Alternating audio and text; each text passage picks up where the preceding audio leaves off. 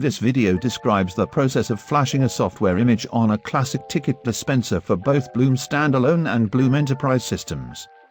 The right image must be provided by QBetter according to your system. There is one for Bloom Standalone and another for Bloom Enterprise. Note that whenever you need to ask us for a new ticket dispenser image, you must provide the Raspberry Pi version details, or the ticket dispenser serial number. Note that if you are going to flash the image on a microSD card in use, you must turn off the device before removing the microSD card from the Raspberry Pi, which must be done carefully. The first step is to create a bootable microSD card. In order to do that, install Etcher from Balena.io on the PC.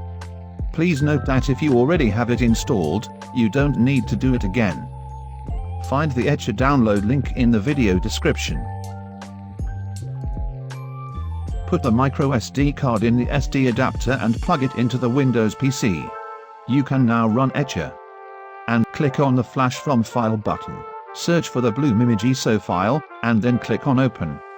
If the image file you have is not in the ISO format, you need to unzip it.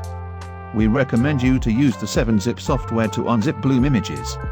Find the link to download 7-zip in the video description. Click on the Select Target button. Choose your microSD card, and click Select. After that, click on the Flash button and wait for the process to finish.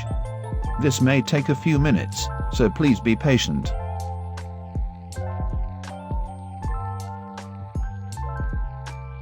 Once the process is completed, you will be able to flash the image on the ticket dispenser.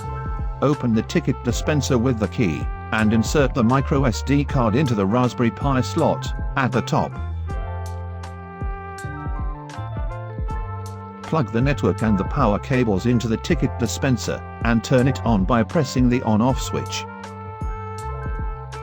Wait for the reboot to finish. In the case of Standalone, you will see the Bloom logo.